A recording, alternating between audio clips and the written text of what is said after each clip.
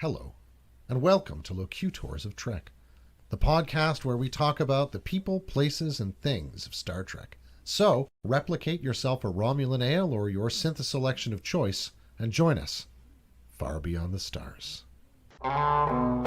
Locutors of Trek.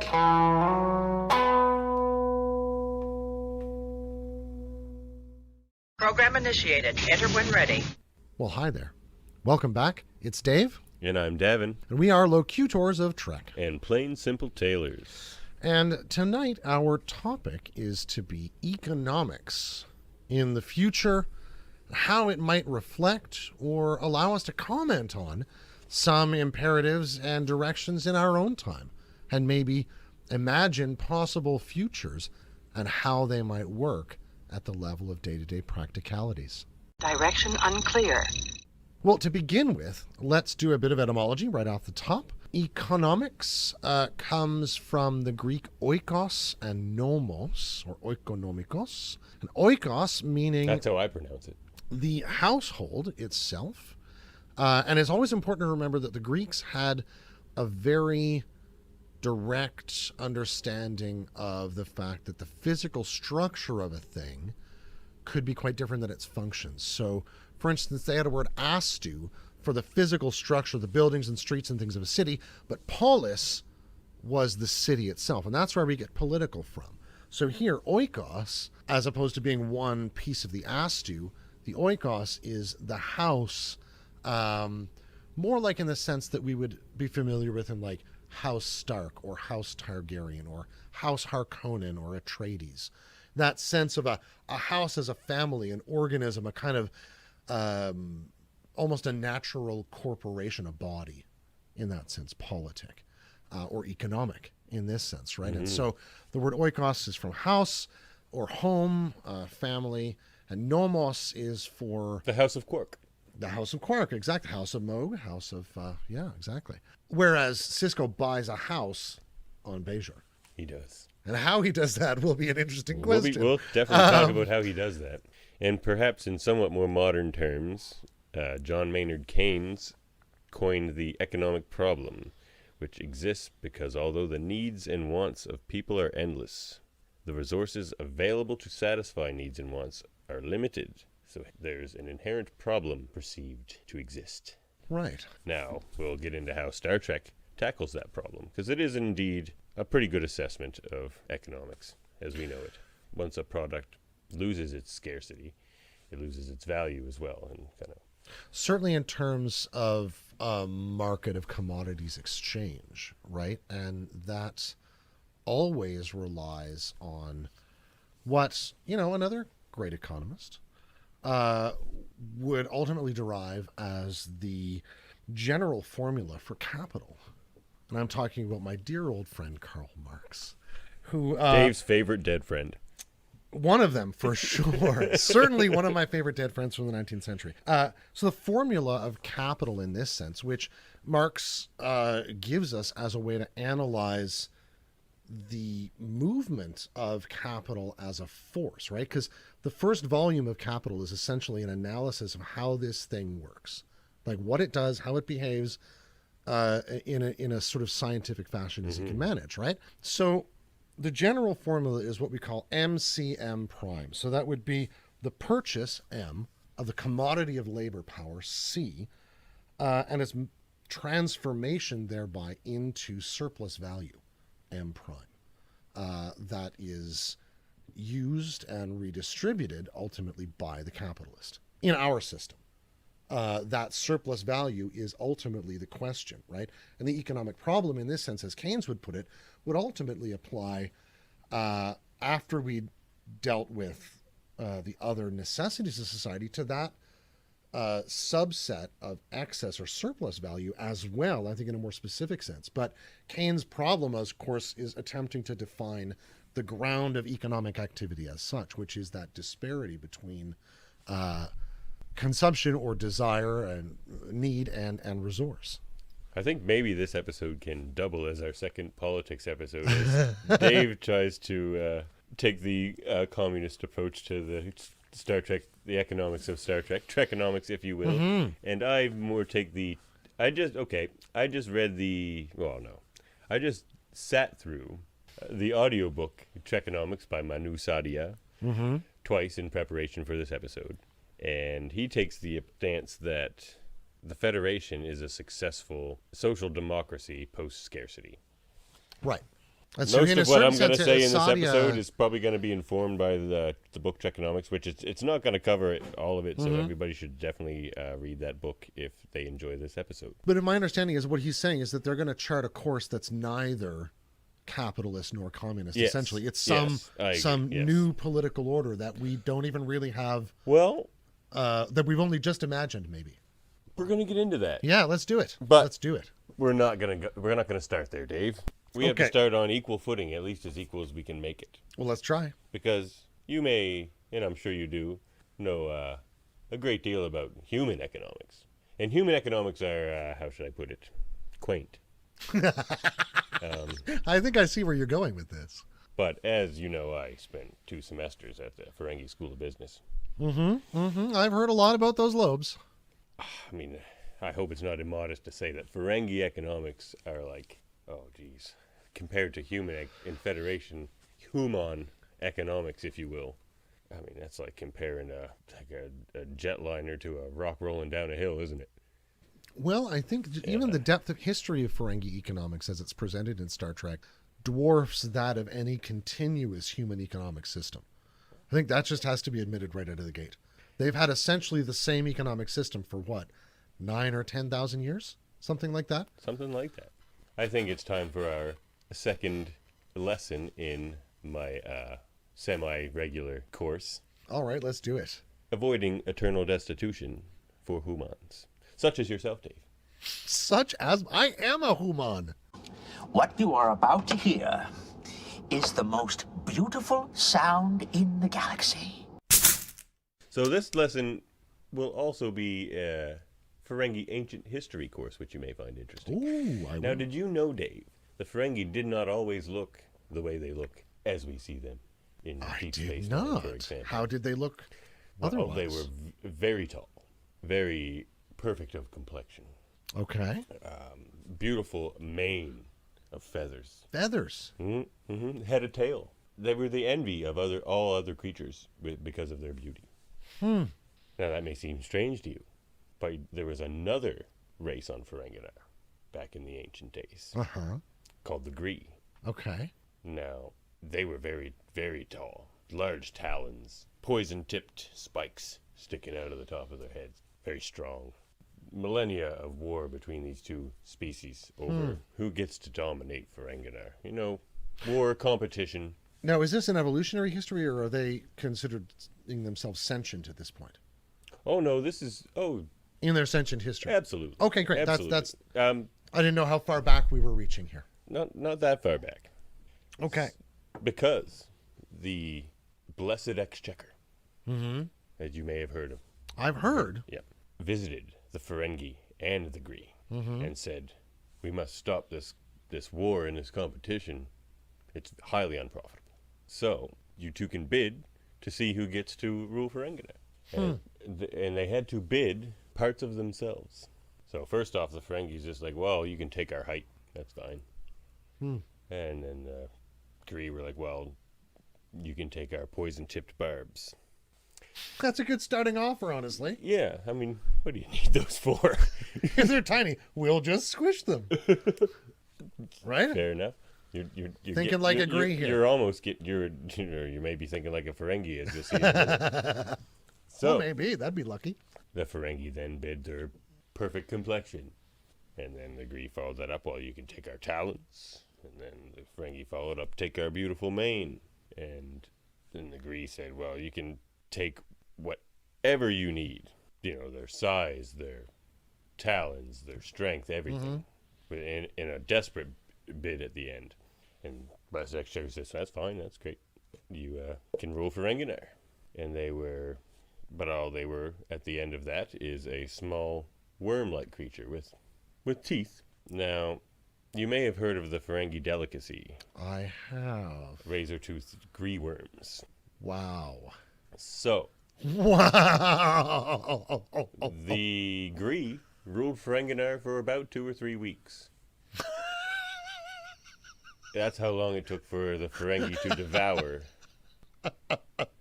all of the Gree.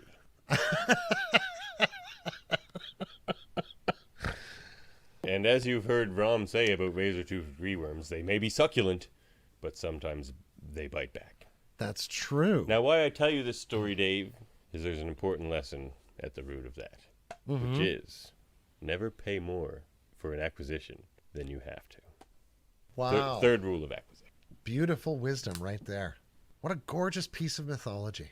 And Now- and culinary. There's so much going on in Also that culinary story. too. It's true. It's like one of those beautiful just so tales. Mm-hmm. So now here's the other question, which may be totally non-opposite to the Hold inquiry. on. Questions to the floor. Thank you. Use Dave our- Puxley, Locutors of Trek. Yep. mhm. So, does this have anything to do with why the Ferengi file their teeth as well? Oh, they had perfect teeth too. They had to bid. Oh, the teeth grow in that way naturally, eh? I wondered if they filed the teeth to those points in like a sort of historic imitation of No, the they had worm. perfectly straight Or maybe teeth. to bite They were them very easier. beautiful. I see. There was a longer bidding process than I got into, but Well, I suppose they're depending on suffice the it version to say, of the the tale. Gree made it down to worm size, so there was a lot of bidding going on. Yeah, that's a lot to bid away. You know, the origin of Ferengi as we know it, and Gree worms. It all comes down to the third rule of acquisition. Well, I think that concludes our lesson for today. I hope you've learned something and can apply that to your quaint notion of human economics. I'll try anyway. Well, let's talk about Trekonomics, shall we? All right. So- Thank you for that lesson. Not a problem, not a problem. It's always a pleasure teaching those who want to be taught. Indeed. All existing things are interesting. So yeah, like I said, Trekonomics by Manu Sadia. A very good book. Thanks, Manu. So most of the stuff I'm going to talk about is coming from that some form or another. I'm not going to go verbatim. It's just how I interpreted his book. Sure. So I'm going to confess that I have not read the book in its entirety. In fact, I made it about 8 pages into the introduction. But I'm going to reply as just out of sort of my own amateur knowledge of economics and Hooman. Hooman economics. That's true. And just throw a comment in here or there. But I'm interested to see where we wander in Dave's this pretty voyage. sharp for a Hooman, though. Why, thank you. No problem, Dave. My teeth aren't very sharp, but I'll work on that. Look, the busted exchequer might give you an opportunity to bid those away sometime. What do You you never really want? know. Do you want Earth? No. Why don't we talk about the origins of... We could, I'm going to say economics. I'm going to say Trekonomics sometimes. Let's do it. Trekonomics will be me referring to the economics of Star Trek. Sure. Short form Trekonomics, just like the book. Let's talk about the origins of Trek's economic view. Sure. Now, Sure. that would have its roots in utopian science fiction. Sure. But if we want to go even further back, we could talk about Plato's Republic, I think, is the beginning ember of what Star Trek. There are a number of envisions in ways our in future. which the Republic is meditated upon in Star Trek. Particularly, they're interested in the problem of the philosopher king and what happens if your philosopher king has sort of one odd constitution or another. Sargon, in a certain sense, is one variety of that. The computer, which sends people to their disintegration on the 2 planets at war, is another version of this, I think. But in what sense is Sadia arguing about Plato for economic terms? I guess as a precursor to Thomas More's Utopia, Okay. and then from that, To this envisionment of a noble state, or what Plato would call the Kallipolis, Yes. the beautiful or noble yes, city. which I believe he talked about in the Republic. Absolutely, yeah. So it's the beginning of that idea that there can be this utopia. Mm-hmm. It's a potential future. Interestingly, for a lovely enterprise nod, Plato at one point has, I think it might be Socrates, joke to Glaucon, who by this point with his brother Adeimantus has taken up the argument of the sophist Thrasymachus, that to really get this noble city going, what you really have to do is get rid of the adults and take the children and just raise them. Yeah. You know, shades of Sung taking the augment children away and raising them with his own beliefs, right? Or I suppose the captive Klingons in the Romulan prison planet would be another weird version of that as well. Anyway. So from that, Thomas More's Utopia, a utopian vision of the future, very popular in its time. Yeah, and beautifully critical at the same time in this double-tongued way of present politics. There's an extended critique of Henry's policy of hanging robbers as being economically brutal because it both makes people more desperate and it means that you remove potential healthy, clever, agile laborers from, or at least strong ones, who can overpower somebody in that sense, from your workforce, who could otherwise be repurposed to some use that would benefit both you and them, which is a fascinating argument that the utopians, sort of through Raphael Hithloday, end up making. What a great book. What a great period of writing. And from that, perhaps more direct inspiration for the original Star Trek would be the books of Robert Heinlein. Well, sure, yeah. Starship Troopers, Stranger in a Strange Land. Oh, yeah. I assume some of the things in Foundation from Asimov as well are going to slide in there somewhere. With, he invented the word positronic. Oh, yeah. Well, true. Oh, yeah. Yeah, that's a great point. That's Daniel Olivaw's brain, isn't it? And very much with automation picking up all the slack for mankind. Asimov's just like, we can have robots, we can have automation, and then human labor is not a commodity anymore. Well, essentially, Data has Asimov's laws of robotics built into him, in the sense that he's programmed to resist hurting anything unless it directly threatens his own existence or the existence of somebody else that he has to take care of. Right? Yeah, he's got a very interesting, complex set of robotic laws built in there. Yeah, like he told Akivas Fajo, he's like, you've reached a point now where I will have to take lethal force against you. Yeah. I mean, like it's hard to get to this point in my program. Yeah, like you've really worked hard to get to here. You're really the worst. Which we've discussed in another episode. Just the worst. Saul Rubinek, man. You may not know this, Dave. Asimov actually consulted on TOS, and he addressed the first Star Trek convention. Wow. Yeah, they consulted him on their vision of the future a lot, I believe. And I think they wanted to keep it generally consistent with his. I think that was Gene's thing. I think he really looked up to Asimov's science fiction. Well, Asimov's robot stories, they sort of portend a vision of the future in which much of our manual labor is taken care of by a high degree of automation, including these robots who take various forms, including humanoid. I'm an android. And develop for themselves their own form of sentience over time, which of course Roddenberry restricts to Data for really, I think, interesting dramatic effect. But, Data could easily have been his Daniel Oliva. And it'd be lovely to see a moment in which Lore might come back and have a redemption for that. Wouldn't that be cool? Yeah. Or maybe we can see another season 3 Lore. Exactly. Or another android from Coppelius might be able to perform that role admirably. You never know. But yeah, he really does, particularly in some of the mystery and robot detective novels, portray these worlds in which some things are taken to excess. Worlds in which humans rarely have contact with each other except in order to procreate because they're so worried about each other's, germs and things. But by and large, the worlds that humanity inhabits are essentially techno-paradises, where most of the needs of daily life have been largely taken care of so that people can mostly do what they like. Now, that's different by the time the Foundation novels roll around. Yeah. But that is a very complex history related to the two detective. Very much influenced Star Trek, those Foundation novels, for sure. I haven't read those personally, but Manu Sadia does get into that in Trekonomics. Right on. Now, it's interesting because economics and sci-fi do have a similarity, which is they're both concerned with change and speculation of the future. Sure. Oh, that's a lovely thing. Yeah. This is going to be an interesting episode.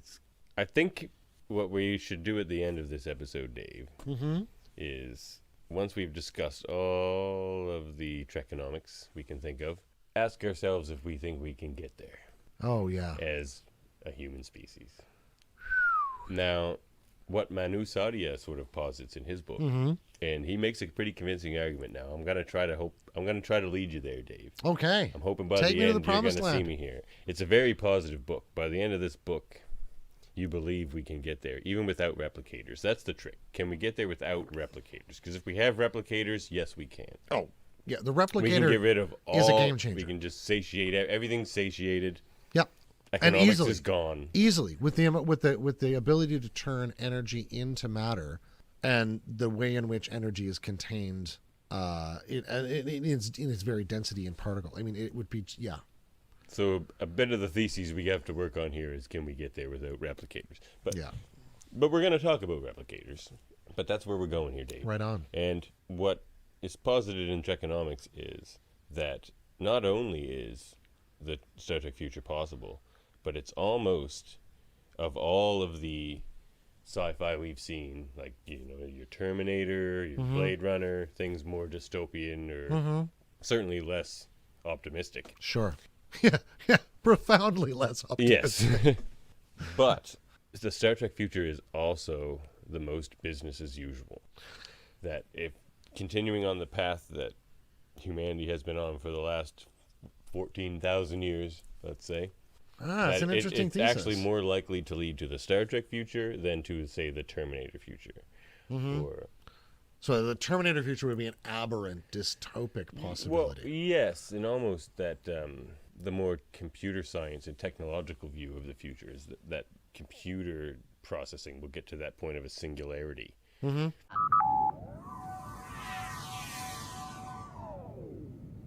the replicator certainly is a beautiful embodiment of the notion of the singularity. Yeah, it really is, isn't it?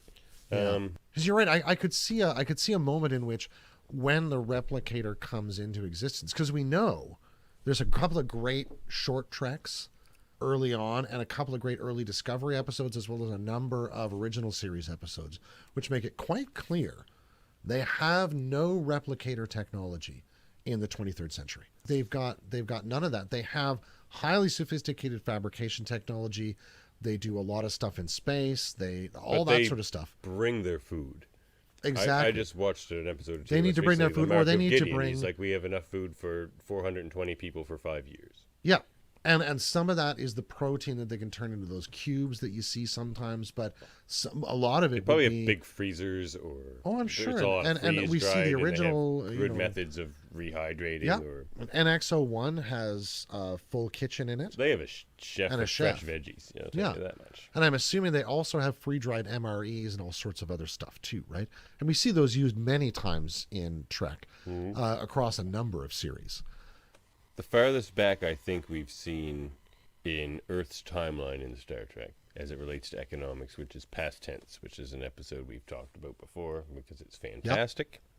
And that is set in 2024, 2022, something like that. Yes. So we're not far off, folks.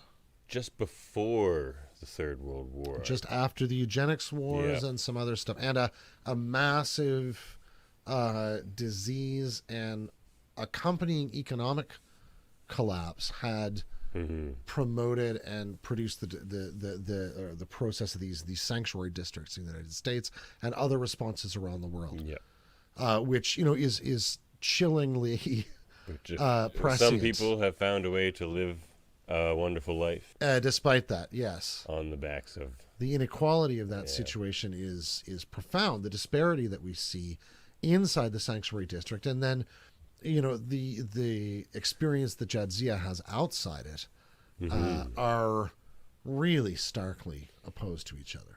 And that episode shows the Bell Riots, Yeah. which is the catalyst that kind of set forth, as Tom Paris calls it, the New World Economy, is what it was called. It's kind of like the New Deal. Yeah. But it's the New World Economy, and that was about in the 22nd century. Yeah. So we never have the really heard Third any World War specifics between of that. We don't really... Yes. And we have meeting the Vulcans between that as Yeah. well. So there's a number of the Bell Riots, the development of warp drive, meeting the Vulcans. But, there's 40 years between the Bell Riots and First Contact date, right? So there's a But- long time in which the world collapses into war on the basis of either trying to preserve that old crumbling order or produce some new one. What would first contact with the Vulcans, or at least the aftermath of it, been like had the humans not achieved the New World economy? Yeah. Yeah. And I mean, it was crippled, of course, by World War III. Exactly. But humanity at one point found a way to solve a lot of its problems. And, the will was there. I think what we can see in the history is the will was there even before the way was discovered. Yeah. And I think that's really important because in a certain sense, Yeah. our economics are driven by will.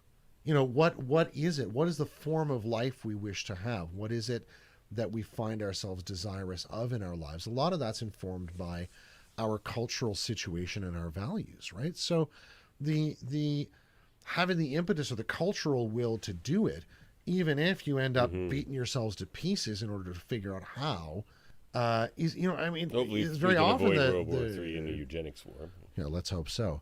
But we're going to get into eugenics in a bit, too. We're going to get... This is going to be a thick episode, I think. Yeah, man. Thank you, Trekonomics. Indeed. Thank you again, Manu Sadia. Yeah, exactly. But it's interesting you say that, Dave, how the change in people, that has to make this Trek future happen. As much as a change in economics. Yeah. And... Because, Cochrane doesn't go up without that hope in his heart. No. And... I don't think. Otherwise, he stays a drunk who can't make the technology work. Yeah. Trekonomics makes the 'cause he's so interesting depressed and he needs point to about cope. the original series. That Kirk is humanity now, essentially. Or at least how we see our more modern... He certainly was a swinging 60s man in that sense. a more modern heroic figure where he just has a veneer of civilization, but he's an emotional and hormonal... Oh, yeah. There's a lot of John McClane in Kirk and a lot of Kirk and John McClane. For sure. Sure. Merry Christmas. Yeah. Yippee-ki-yay. But it's an interesting because you have that triumvirate of main characters on TOS. You have your Kirk, Spock, McCoy. They're the three main characters. Absolutely. Kirk is that relatable figure as we see kind of heroic figures now. McCoy is the transitional figure. He's empathetic. He's, emotionally intelligent. Sure. But also rational. And sharply critical of and- what he sees to be Yes. faulty situations as well. I can see that. The And- kind of voice of critique. And Spock is the end game of that, where he's how Roddenberry saw humanity evolving to. Right. He's stoic, rational, logical. And in that sense, there's And a in deeply deeply Platonic dimension to that as well, right? Because Plato in the Republic will argue that just as the city itself is the soul writ large, that because the essential question of the Republic begins at this festival to the goddess Bendis, who's coming to the city from the east. I think a Persian goddess originally, and the question is whether it's better to be just or unjust in this life. And that's the essential question, right? And so, to me, the argument Plato develops there that is about the way the city is governed, he also makes opposite to an argument about the government of the self. And I find that very interesting as a time in Starfleet history, where we have those three types of figures all existing together, because the book makes the point that in TNG, the entire crew is Spock. That's what they're supposed to be, absolutely, yeah. And, we even see... Because that's a more advanced Federation humanity. And it positions itself as literally the next generation along, in that sense, that we're the next step of what the Federation is going to be. And we hear in both comics forms and in films and other places that Kirk and his compatriots talk about money frequently. Yep. In the sense they talk about get paid buying. in Federation credits. They have a salary. Exactly. They get a salary, and they draw that when they return often enough. Yep. Because they don't have much use for it when they're out. By the time we get to the 24th century, the Federation credit is absolutely a notional value, which essentially is used because, and I think maybe this is where the argument is going, because of the replicator. The credit ceases to have any practical day-to-day value. You don't need to buy anything. When Beverly Crusher goes to buy something on Farpoint Station, that is her engaging in a quaint economic ritual. Now, where the And Federation that the Federation is going to pay for, no worries. But yes, she doesn't worry about money. no. Where She the has a Federation functionally credit infinite could wealth. still have value is one with the Bank of Boleus. Apparently, the Federation does a lot of work with the Bank of Boleus. The Bank of Boleus is the main place where Starfleet, the Federation, exchanges whatever they have for things they can use with other people. Okay. So you may have heard of the So Bank they're a of commodities Boleus. exchange, Like, essentially. Yes. Right. Yeah. Because the Bolians are still only semi-Federation. Are they Federation members, or do they just have an awful lot of Bolians join Starfleet and live inside the Federation? There's a lot of Bolian planets, and some of them are on board, and some of them aren't. Okay. Because we don't actually hear much about the organization of Bolian society. No, but they're just not that their all in body as a fluids are so society. caustic, they have to have their own quarters. Yes, exactly. Yeah. And they don't interdate too often. No, that's apparently very challenging for them. Even for Jadzia. Yeah. I think she'd go to dinner with a Bolian, but maybe not beyond that. You never know.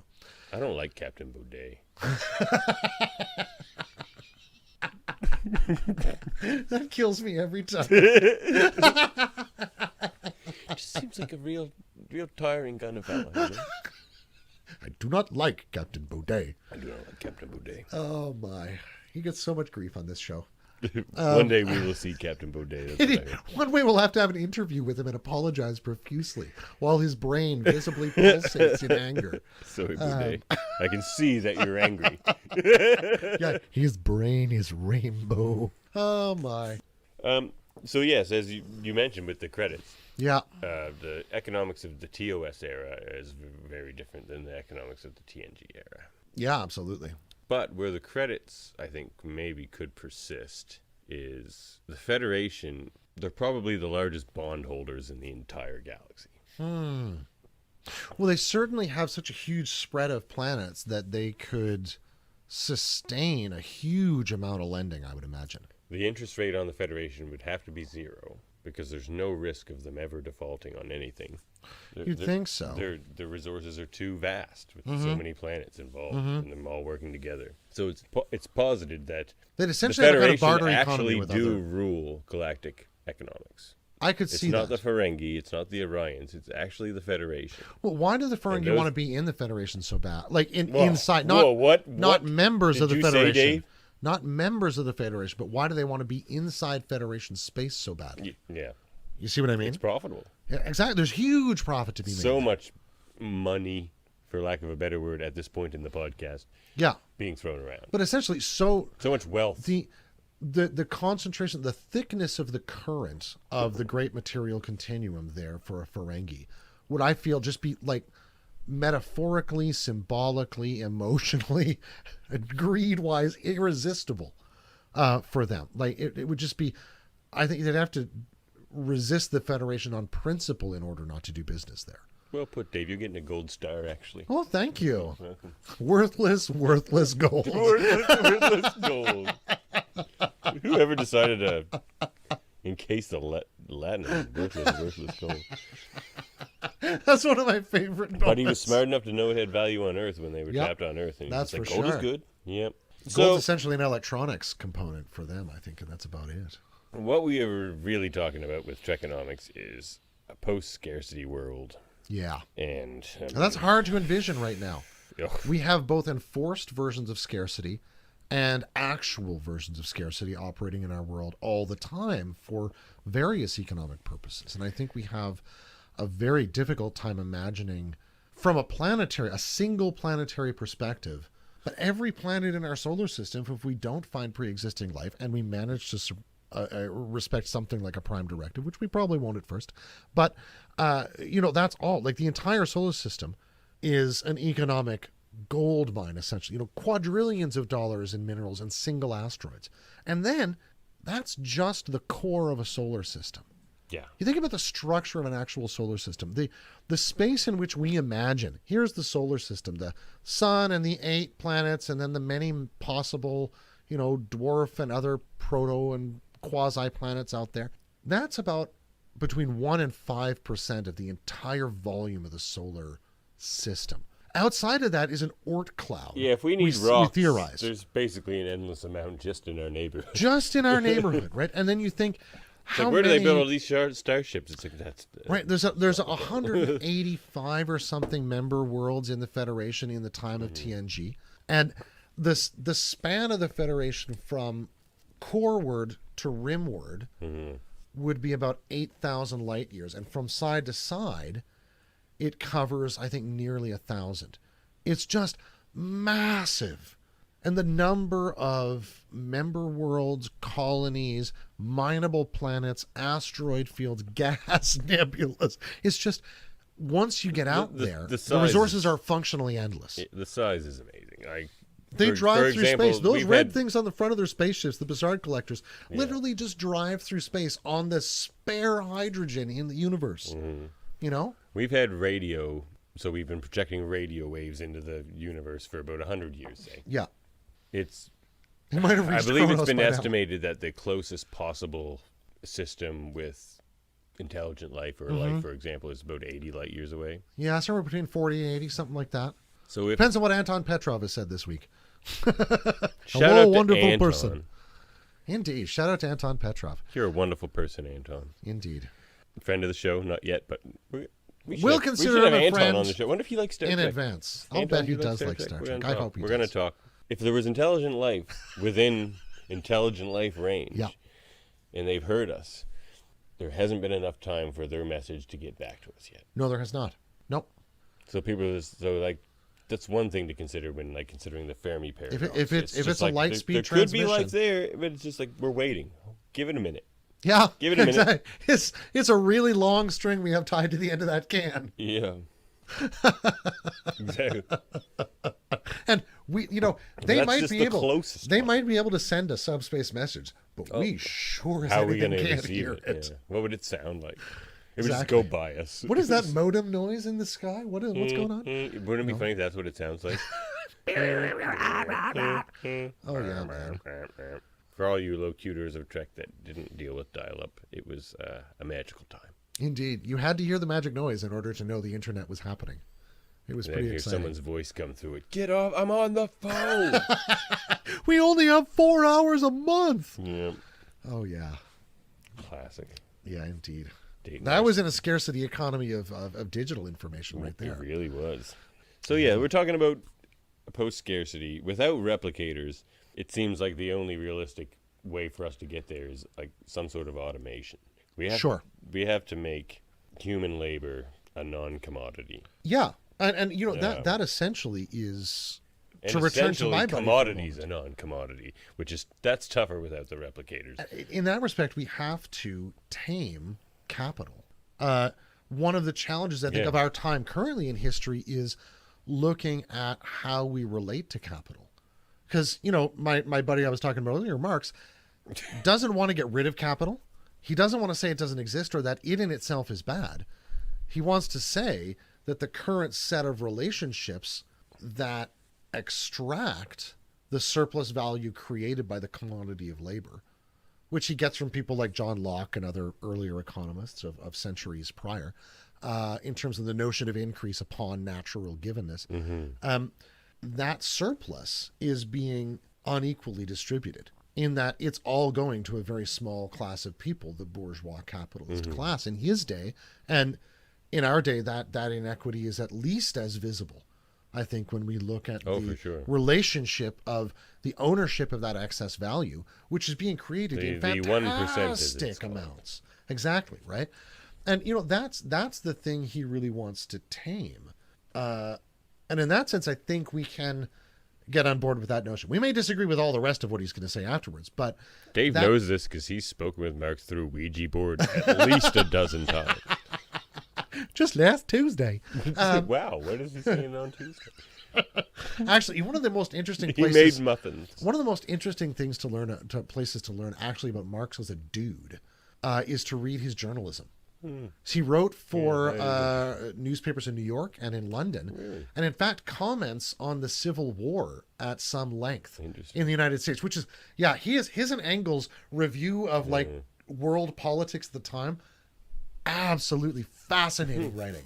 But what do you think is scarce in the Star Trek future, Dave?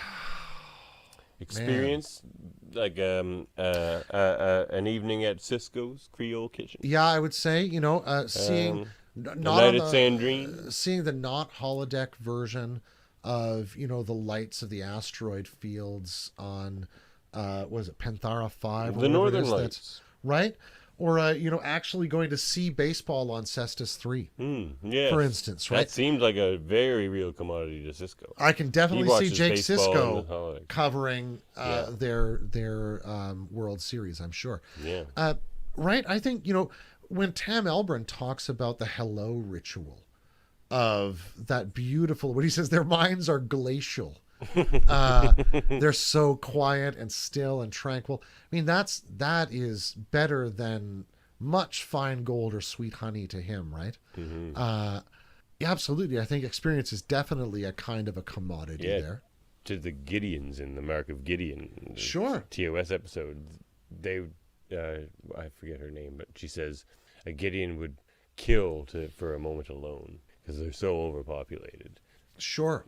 that the planet looks like a kind of a goo from space. Oh, that's 'cause right. there's just so That's many right. people. It's just pulsating with Yeah. people. I forgot about that. Yeah, Yeah. like a moment alone. Imagine that being a commodity. Sure. Yeah, I mean, one thinks of Kowloon Walled City or other places on Earth where the density of population is so profound. What do you think the effects on the human brain are of removing the economic problem? People may say that perhaps aren't as on board with Trek as you and I. Sure. That some of the characters, if not all of the characters, seem unrealistic. They're so Okay. positive, they're so helpful. Even the kids, Jake Sisko stays up to help Nog learn how to read. Wesley is Sure. just, perfectly positive all the time, super smart, studious, Yeah. And that listens may to his be mother. that may be one of the constitutional challenges of their culture. But as Sisko says in an episode, Mm-hmm. it's easy to be a saint in paradise. I can see that as well. So I don't see it as really unrealistic. If you're living in a paradise, it's actually harder to not be a saint. And quote, I think unquote. what we also see is Everyone the else around you, effects- there's no Yeah, sure. scarcity. Like, Well, and we see the effect of a change of culture, right? Absolutely. All of our basic assumptions are built on the reality of the economic problem. yeah, And I think that's something that's useful to accept, right? But I think we can, for instance, there are cultures on Earth who don't subsist under the economic problem as such. If you think about some of the remaining hunter-gatherer tribes on subsistent Earth, society. right? So- Who can catch enough food? Literally, I watched a beautiful interview with some tribes people who live close to the Maasai but aren't Maasai, and they're talking. He says, what makes you happy? When are you happy? They say, we're happy when we have meat, and when I think we have honey, and that's happy. That's having it all, And they say, and otherwise we go and we make war with the baboons. And we take some of them, or we hunt something else. We hunt what we can, but their sense of, they don't in that sense have a condition called poverty, and they don't have a condition called wealth.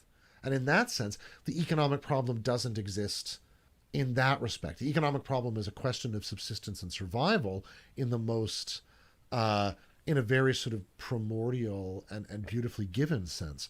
Whereas some of us who live in societies that have sort of sophisticated a relationship to nature that is more layered or more veiled or more, alienated or distanced or whatever, dominating, however you want to describe it, I think the economic problem plays for us differently.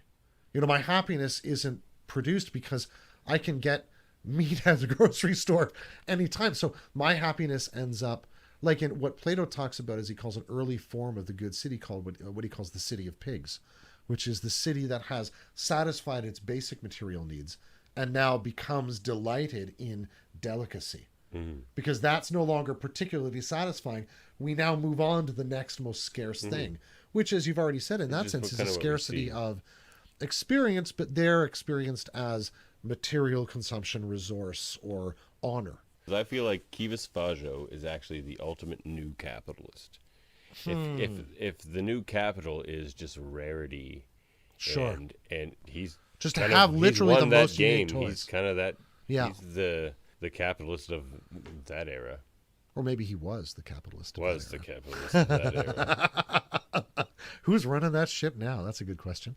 So, An interesting TNG episode regarding economics is the neutral zone. season 1, episode 26.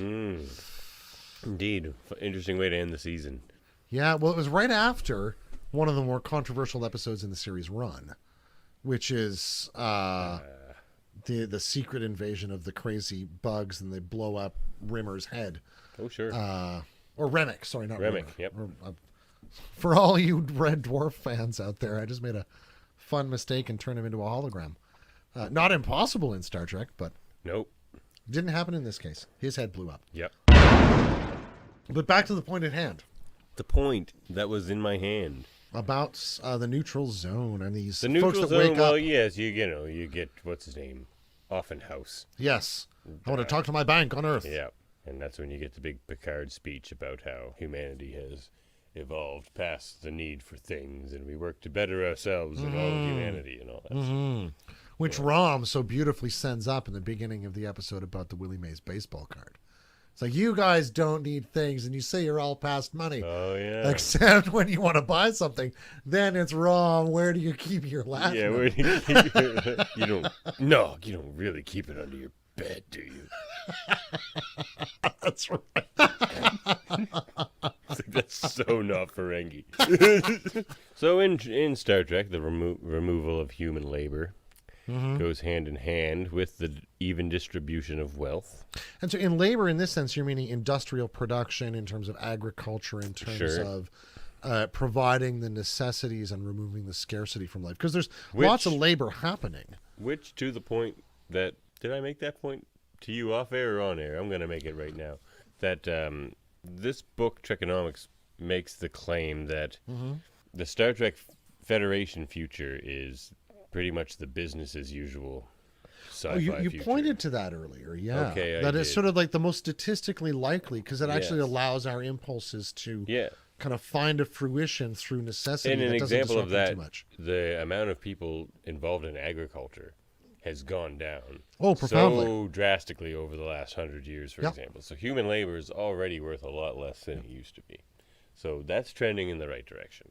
But And while it has profoundly difficult consequences for people in this transitional time. it absolutely I mean, I think does. that's It's not one of the valued enough challengings for the of people actually doing economic that realities, work. right? Yeah. As we see people crying for places to live down south of our particular border, or in many other places in the world right now.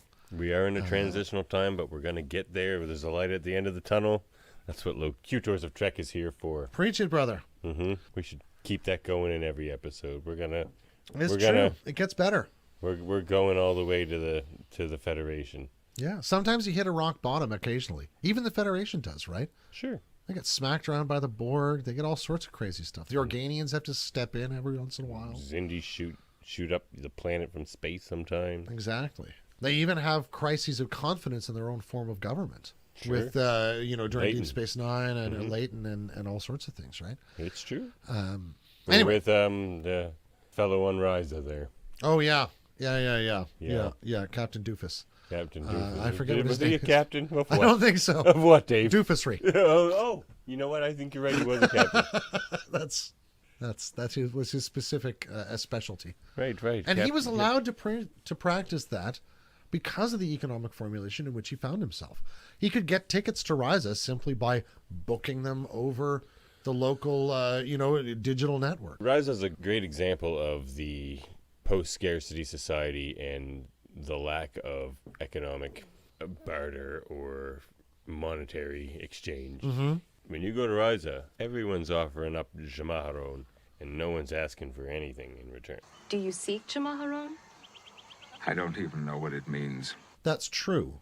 So either it's all paid for already, or the sense is that Ryzen culture, whatever that would be, values this Jamaharon to the degree that it actually becomes one of their cultural offerings with people. And that's an interesting cultural question of resource. That's the planetary export. They don't export anything, but if you come there, everything is free.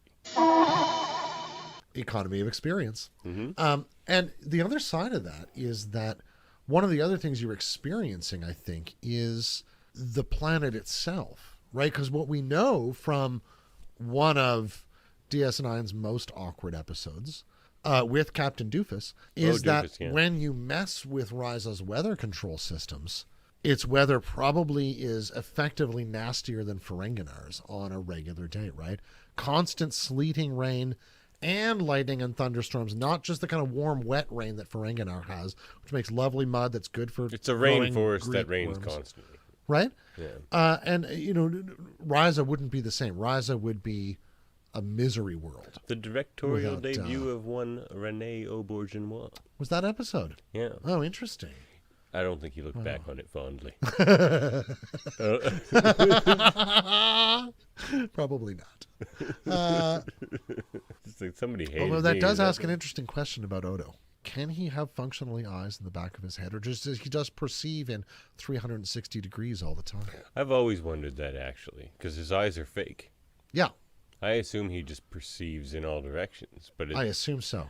I almost see his perception being that of, like, daredevils in the Marvel Universe. Sure, or more like Geordie's, where it's like a spectral thing or something. Yeah. Geordie's in, like, all directions. The fundamental existential question, I think, in that kind of an economy is, Now, how do I want to express my being? What kind of, humanity do I want to, or, Bajoranity, or whatever you want to call it. Like, what kind of life do I want to pursue? yeah, that's a question in a post-scarcity society. How do you get people to do the dirty work that still may need to be done? Sure.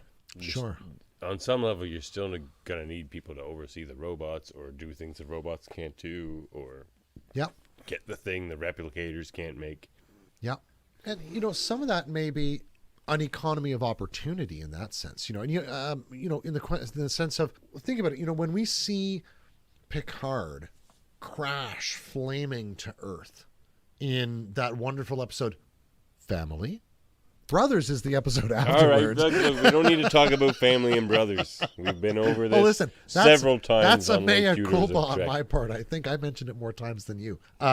So we... We're talking about how do you get people to do the dirty work, So an economy of opportunity is really what I'm thinking about here. So the sense that when we see Picard crash sort of flaming to Earth in Family, one of the people he meets is Lewis. Yeah. His friend who's working on essentially a kind of subsea habitation, which they want raising Picard up a continent to process. kind of lead the charge on. Right? Because they think scientifically he would be interested in it. Which he is. Which is true. It would be I a like great it. move It's for very him. fascinating to me. It would be fascinating as a career move for him from Starfleet to that. And to me, I found it very interesting that Earth hadn't done that already by that point. That undersea habitation is just new in Picard's time. I found that pretty interesting. Well, and it may be and that, you know what? It's been said that we've explored our solar system more than our own oceans. And it's quite likely true in many respects. And that may, again, the lure of out there may well have captivated their attention for several centuries, such that the lure of what lies beneath only gets this now, right? I mean, how interesting is an ocean with only 2 humpback whales in it? Well, that's true. Well, I wonder how many there are by the time we get to Picard's time. How vigorous do you think George and Gracie were? Fair enough. Did they make any other trips back to collect others? We just need to get a good population, folks. Just get that old Klingon ship.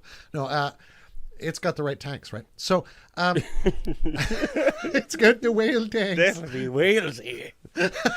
Here there be whales. So, there's an interesting resource. They literally go back in time to acquire that. Well, there's another commodity too. Say in Star Trek time, if there's still like very, very low whale populations, seeing one. Sure, absolutely. Again, back to the economy of experience. Now, back to our beloved Nova Scotia. Great whale watching here in Nova Scotia. Indeed. Oh, yeah. You know what we're going to get to, Dave? Nova Scotia's mentioned in Trekonomics. Oh, really? Yeah. Oh, I love we in Nova Scotia get very, very excited when Nova Scotia is mentioned in anything because I remember when they did it on the West Wing of the city. He said Nova Scotia. And it was like, what? What? Did Martin Sheen just say Nova Scotia? Yeah, probably Lunenburg. Anyway, Got Maybe. the pretty town. Nice Peggy's town. Cove. I like Lunenburg, yeah. Well, it's a great town. Beautiful. Yeah. Been to the Fisheries Museum many a time. Oh, man. It's a great spot. Yeah. Yeah. Anyway, If shout out to Lunenburg. Tourism Lunenburg. Apply for all your advertising dollars here. Maybe we can get a sponsorship with Nova Scotia. Wouldn't that be great? Make a trek. Yeah. Oh, well, there you have it. Now we got our slogan. See? I'm going to have to patent that quick so I can get more Latinum for it. We're going to take a break while Dave patents that slogan. All right, let me run off to the patent office. I don't think it works that way. Clearly, I've never patented anything before. But I think that comes from also, like, people like to challenge themselves and do difficult things. Sure. But I think there's also a question of the people that you know and how they know of you and how that hooks you up to things, right? Because you're not doing this for a peculiar monetary gain. That's not one of the impulses involved. No. Which, when Captain Jaemeel comes and seeks out Tom Paris, partly it's because I think she knows Admiral Paris. Yeah. Oh, And sure. that set of associations means she says, I've known of Tom at least, and I'd like to give him a second chance, and here's a chance that lets him pit himself against the thing and demonstrate a good faith in Starfleet that could let him get back on track. Thomas Locarno Paris. Right? He doesn't necessarily get that, even though he's in a relatively pleasant prison. Oh, sure. He's derailed his whole life. New Zealand sounds very nice. Never been. I think it's beautiful. I'd like to go to Wellington. Me too. We're sway wolves, not werewolves. That's werewolves, true. not sway wolves. Sorry, I reversed that. Clearly, I'm not a werewolf either. Trek wolves, not feck wolves.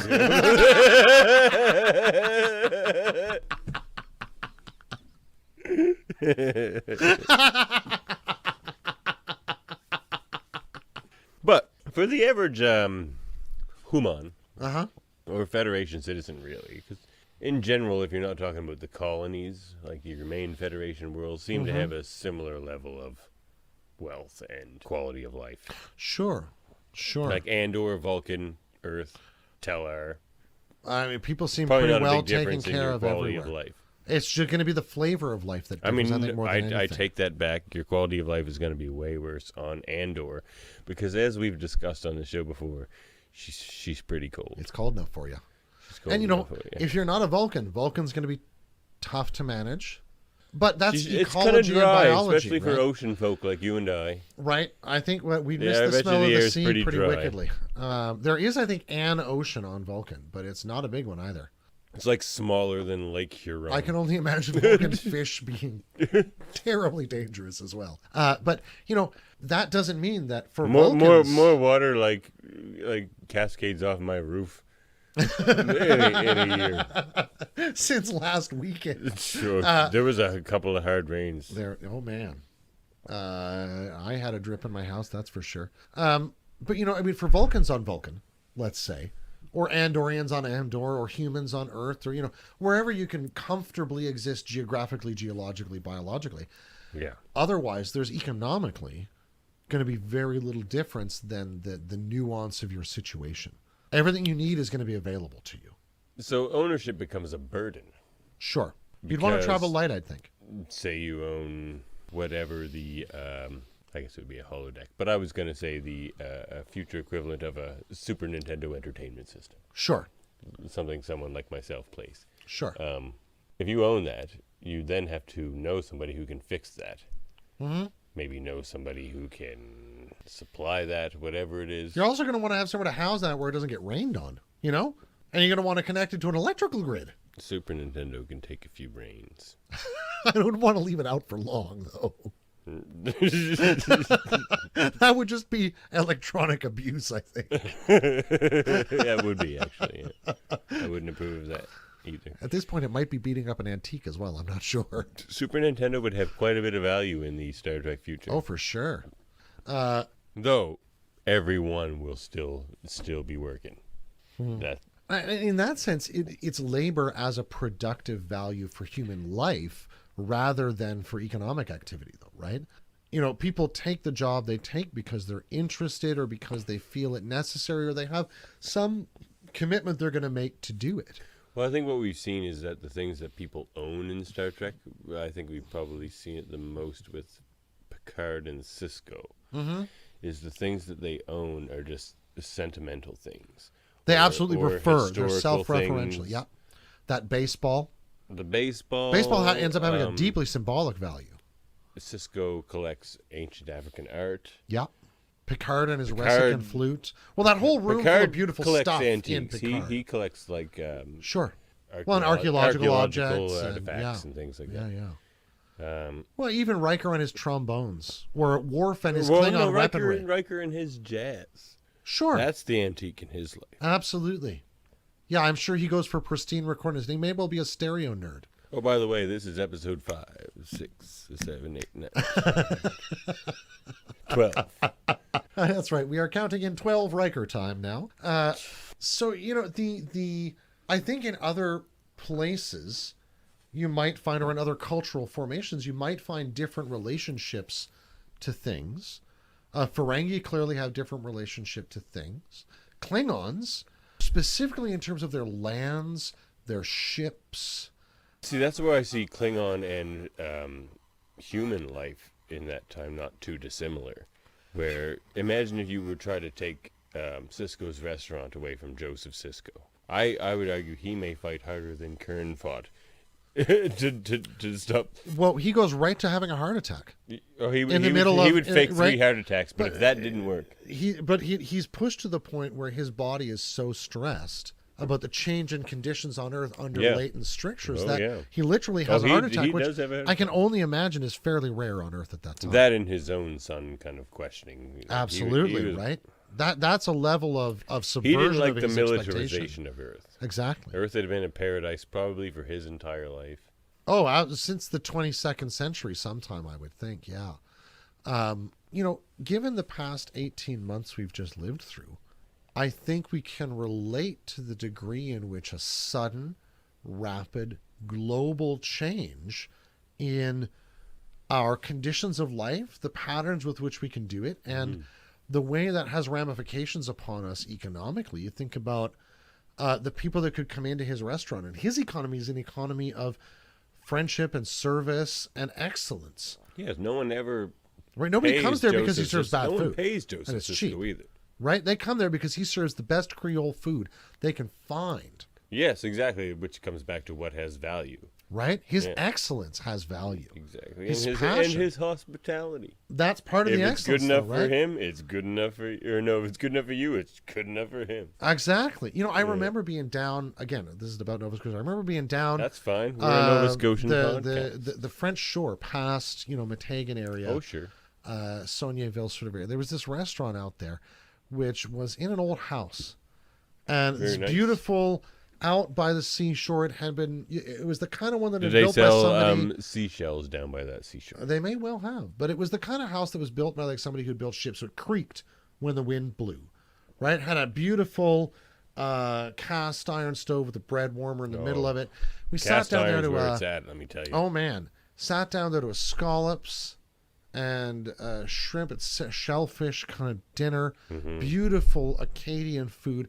And in the middle of it, the fellow who owned the place comes out and he sits down at a piano and he starts playing. And some members of my family who are singers and many others around joined in, partly because it was something I think that recalled to them. What was the tune? I don't recall now, but it was beautiful. It was a rousing sort of Acadian, almost a real kind of a tune. Oh, yeah. But, it recalled those moments in our own culture where we gathered to sing and make music together before we consumed it as an electronic commodity more primarily. The Nova Scotia kitchen party. Exactly. If right. you've And never all of a been, sudden, people gather in a kitchen in Nova Scotia. That's where the party We sing is. and we play. Even when you don't mean to, when you have a party, the good place to be is in the kitchen. That's where it's at. That's where it's happening. You know why, though? Like, when it comes down to it, there's a lot of romantic notions on why that is. You're closer to the fridge, man. No, that's not it. See, that's one of the romantic notions. The real reason. You're hearing it here first, maybe. I might be breaking Nova Scotian. Maybe you're breaking secrecy taboos. I So might lay it be. on us. The real reason Nova Scotian kitchen parties happen in the kitchen is because that's where most of the chairs are. There's literally no other reason. I'm right. If anyone argues with you, I can't dispute. It's just truth. there's It's at not least just truth, there's it's truth. 4 to 6 around the kitchen table, and that's more than every other room. Yep. That's and a nice wooden kitchen chair is perfect for playing a guitar. Yep. Because Playing a game of crib? you can't have something with arms or something No, like that. that's you know? pointless. So that's why. Good for good You've heard argument. it here first. Locutors of Trek. Right here. Broken the myth of Nova Scotia. All kitchen your parties. Trek and Nova Scotia analysis. The party is where the chairs are. Indeed. So, that's the economy in Nova Scotia parties. It's a chair economy. There's another economy. What has value? A chair at a kitchen party. Kitchen chair. Right You there. don't want got to be it. one of those suckers leaning against the fridge. That's for sure. Counter leaners acceptable. Oh, sure, because you Sure. can rest an elbow. Oh, yeah. Set your drink down. Put your cold one there. Oh, yeah. Yep. Now, What were we talking about? I have no idea anymore. We got distracted by... We did. Well, you know what we could talk about, Dave? What's that? Supply management in Star Trek. Oh, Because interesting. with all of this utopia that we see on Earth, there has to be some strict management of that. Absolutely. I can only Because, imagine. for example, you have anything that's a common resource. You have, like, the tragedy of the commons, for example. Okay, say more. Well, the tragedy of the commons, I forget whose work that was, but is the assumed inevitability that if you have a common resource, say there was what was called the commons back in, I believe, medieval times. Okay. Where you'd have your sheep and things. Yeah, it was just public grazing land. Yep. Anyone could use it. You could plant things on it if you wanted, but inevitably that land would become depleted. And that's the tragedy of the commons. That if you open something up to public use, which seems like a great and wonderful thing to do. So this sense of the depletion of the returns of this common resource by overuse or overexploitation. The Now, collapse of fish stocks. That's the Nova Scotia. that sort of thing, right? That's where Nova Scotia came up in this book. That For sure. Okay, right on. The Nova Scotia cod stocks were completely depleted. I've never caught a codfish. I'm a fisherman. I've caught one in my entire life. Not in Nova Scotia. No, off the shore, North Shore PEI. Yes, exactly. Yep, not Newfoundland, not Nova Scotia. There ain't no codfish around Nova Scotia. And it was only a sport fishery. You were allowed to catch 2 or 3. That's it. In Newfoundland, we still have a decent cod fishery, but It's made a recovery collapsed. somewhat. It recovered. But, ooh. And actually a startling recovery, but its collapse was It's- more startling still, I think. That's one of the hopeful things. Same with the Star Trek future. How it kind of found a way. Positivity isn't as hard as it may seem. The positive outcomes. Well, this to me is a really interesting It question, almost but say takes more. resistance to stop it from happening. Resistance is futile. I wonder sometimes if our inability to see the positive from these circumstances is partly about our consciousness of the some straight short-term circumstances. thinking as well. Sure.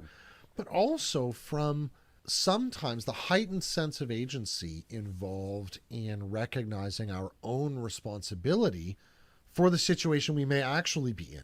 But that may well sort of metaphorically extend itself further than its actual real range because of that the sense of the gravitas of that responsibility, right? Well, that makes me think of what is talked about in Trekonomics with one of the difficulties other than negative externalities. Okay. Which Sure. which we could get into that. In that sense, calculating the price of fuel into the orange you get that's shipped from Florida.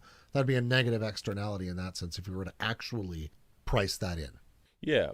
But I mean, the things that are considered ultimately external to the functioning of a particular economic system. Yeah. And a lot of times certain projections and equations, they just don't take into certain negative externalities. But Sure. What seems to be more true is they don't take into positive externalities, which is where the Star Trek future really seems more plausible. Well, and An when we respect- example, with the rebounding of cod stocks in Newfoundland, haddock Sure. stocks in Nova Scotia. But for example, there was I don't know if you're familiar with the guano. Like bat poop? Yeah, well, more so bird poop, like Okay. like seagulls and things. Okay. Like there were have you ever heard of Guano Islands? Oh yeah, where they were getting, because there's a chemical You can compound mine in there it. that's particularly useful. I forget, in some kind of industrial production. Well, no, right? it's in agriculture. Oh, okay. This is Gua- fertilizer. Yeah. Okay. It was the fertilizer. I know that for- one of the reasons for American expansion into the Pacific at one point was because of these islands. Yeah. So Yeah. these are islands that have just been pooped on by seagulls for millennia. They call it the Crapper Islands, but they call it. Fair enough. But yeah, so these guano islands were basically entirely depleted. It was such. So they literally cleaned the poop right off all of these Pacific and South American islands. How long did it take for the poop to build back? It basically that's a resource that isn't really renewable. Like because of the drop in bird stocks. Well, it's just no. The length of time it actually takes to do that. Oh, like, I see. It took millennia to build up. Oh, I see. Right. Like, we're just dealing at a different scale of time. Bird poop isn't really mineable. Sure, you know? sure. I see what you're saying. So what happened was they needed to come up with a solution to how are we going to replace all this fertilizer demand. Okay. And that's when the invention of pulling ammonium nitrate from just atmospheric oxygen and nitrogen was invented, which won a Nobel Prize. Fascinating. Because in I mean that is one of the more widely used fertilizers in the world. It's been called the best invention of the 20th century. That's fascinating. Wow. I mean, and it has its other dire uses. Ammonium nitrate is the same explosive that was used in the First World War to create all of the great mines and things and explosions. I believe it's ammonium nitrate, but specifically it's the ammonium that's quite useful in agriculture. I should imagine. Nitrate would, I assume, fix it in some sense. You could put it in the ground. Sure. But again, these are the nuts and bolts of how you grow things, right, on planets that would definitely affect a galactic economy. And the other thing to my mind would be warp speed. That level of travel is still just unbelievably faster than a radio transmission we were talking about with the Fermi paradox earlier. You know, warp 3 is something like, 314 or 318 at least times the speed of light by any reasonable calculation. So you're going to make, or let me just make sure. But, I mean, it's tremendously quick. Well, that brings me to some of the more counter arguments to Star Trek, actually. Mm-hmm. Such as, like, Thomas Malthus. Oh, yeah. A Malthusian perspective is certainly not very Star Trek. No, the struggle in it. Sorry, 38 times the speed of light. I apologize. The struggle for life in Malthus is a particularly brutal affair. And a kind of Malthus' successors, such as like Paul Ehrlich, they don't take into account these technological advances or even social advances, like the guano island ammonium nitrate thing I mentioned. Yeah, and it's certainly in Malthus' Malthus' the thing about case, predictions. It's like, how can you predict these? Yeah, Malthus was looking from the 19th century because he's, I think, slightly prior to Darwin, if I recall correctly. Well, that's the thing. Malthus did inspire Darwin, but I mean, Darwin's ideas are quite different. He also inspired social Darwinism and eugenics. Absolutely, right? Because, I mean, like, Malthus is like a weirdly formative figure in that sense, right? Because he's deeply problematic. He sees both the abundance that nature produces, but he also looks at things like, the way fish produce offspring. Millions and millions of eggs. The 90% of them don't survive. Is exponential, but material or whatever we can produce growth is linear. And so he sees our populations and competitions as roughly like other animal stocks. In that sense, in air quotes. But that's where we rise and fall, and the competition has this grisly quality to it. But would Malthus have ever believed how few people work in agriculture now, for example? I think it would have been difficult from his perspective he certainly could have believed the increasing urbanization of life and the technical increase that would decrease the number of laborers in agriculture, but I don't think he would have predicted the radical decrease we see now.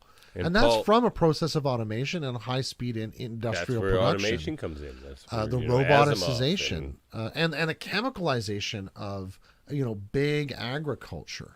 And Paul Ehrlich, who wrote The Population Bomb, predicted that there was only a 10% chance of human civilization avoiding civilizational collapse. Now that seems very pessimistic to me.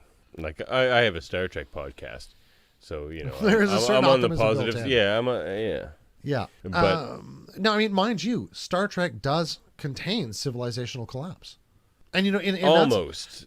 but I mean, the forms of 20th century life that survive into, Zephyr Cochrane's time, let alone The important their things, aesthetic forms, right? The important business things suit persist. survives. Like their science seems to persist. Sure. Zephyr and Cochrane can still make a warp engine. Yeah. But like the monetary system collapsed. They moved back to barter. Yeah. At the time of Zephyr and Cochrane, it was all about And barter. like a lot of their production systems and the notion of industrial production, you're exactly right. I think they absolutely hold on. But the framework of the material conditions in which those are understood changes significantly enough that I think people begin to see them as a utility. If for lack of a better word, I think people begin to see those things as a utility, just like we see electricity and running water and other forms of things like that. I think people see industrial production as a utility in that future rather than as a means to profit. And that does fundamentally change your behavior toward it to me.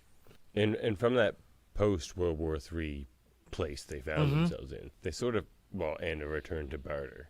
They had a blank slate to, form a new economic system. And I think also cautionary tales from their own history. The Bell Riots, the eugenics wars which precede the Bell Riots. Con came before the Bell Riots, right? Was Con before the Bell Riots? The 1990s and early 2000s. Yes, you're right. Remember, we're projecting from 1968 forward there to get to that those years. And those are pretty dire years for humanity. There's a huge set of wars that comes about from unbridled genetic tinkering to produce super soldiers. Yeah. Because Khan's a certain pitch creature, but he's the pitch of a culture that relies on dominance, economic, military, political, and otherwise, in order to assure its ends. Mm-hmm. And Khan's the ultimate product of that. Yep. And takes over, I think, half the world. Yeah. At one point before he's ultimately driven off of it into an escape on this sleeper ship, the USS Botany Bay, or SS Botany Bay, sorry. A DY-100 class sleeper generation style ship. Money. Oh, money. Money. Money. Money in the 22nd, 3rd, and 4th century. Whew, quick What time. do we think? Well, as we know, money is designed to free us from the inefficiency of barter. Okay. Yep. Which... we returned to barter around Zephyr Cochrane's time. Mm-hmm. And so new possibilities can be envisioned. Yes, exactly. But of course, barter is, of course, inefficient. You have to have what that person wants to get the thing you want.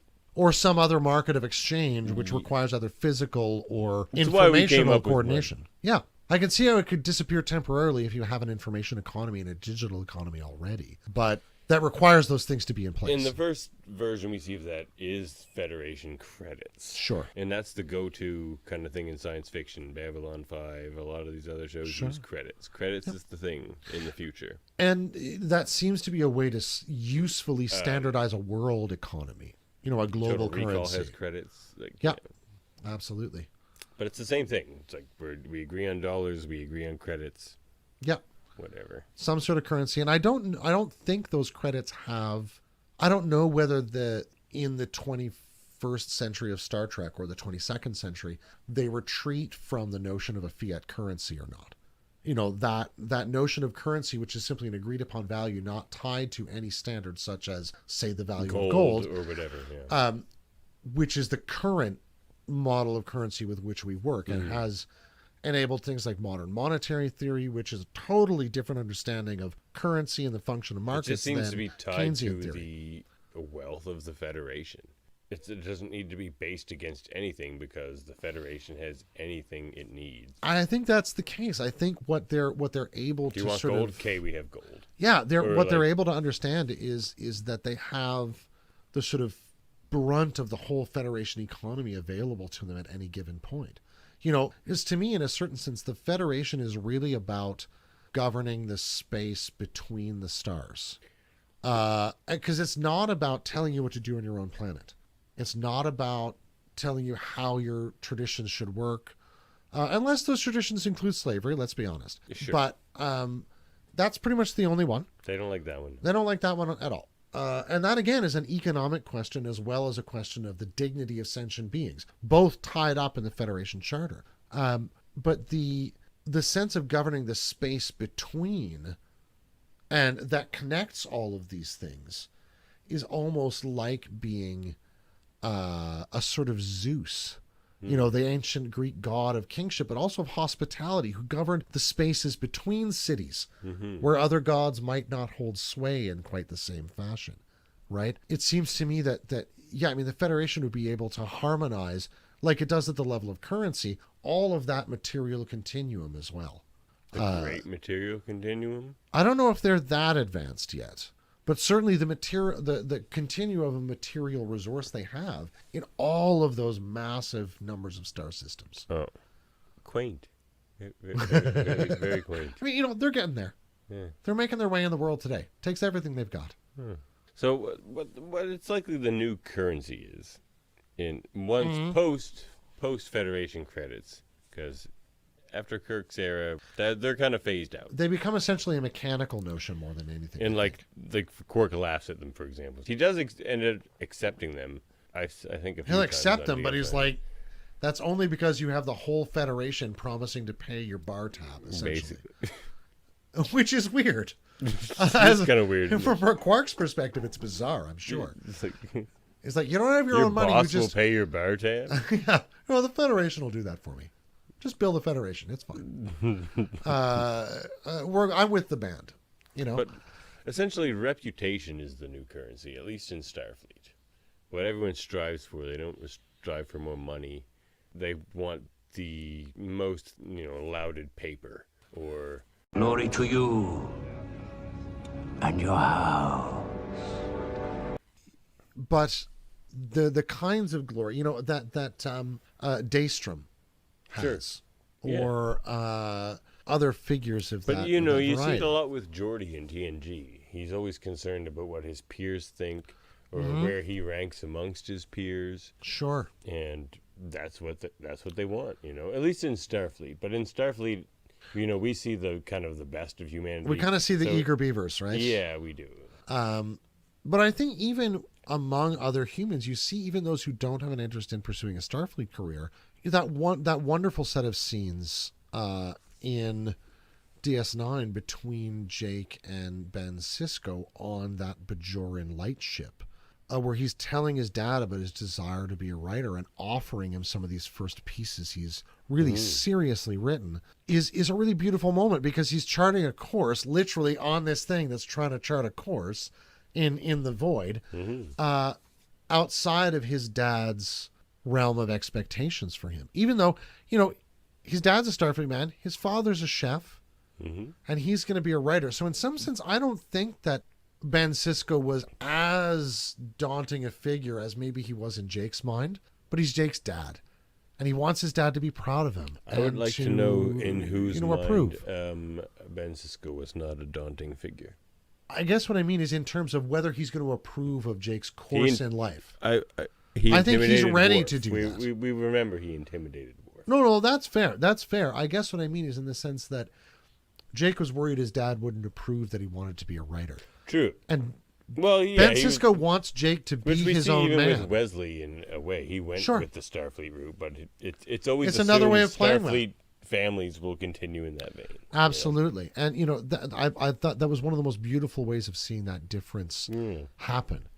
That Sisko is just proud of him. He's like, you know what, you're going to be your own guy, and that's the adventure. But that really is the sort of Federation sense of what's valuable, what's currency. You're going to be who you are. You're going to be authentic. Now, with reputation as a new currency, do you think there's any correlation between that and likes on Facebook? Or that's interesting. Your Twitter followers. Is reputation the new currency? In some way. I can see what you mean by that. Yeah. I mean, in a certain sense, what I feel is really the reality of the sort of likes on social media is the growing awareness of ourselves as a statistical reality as much as an individual reality. And that to me is actually, as much as right now the growing pains are kind of gorky and can be very vindictive as well as elevating. That's like the growing pains of something that is the birthing of a consciousness of ourselves as a human organism.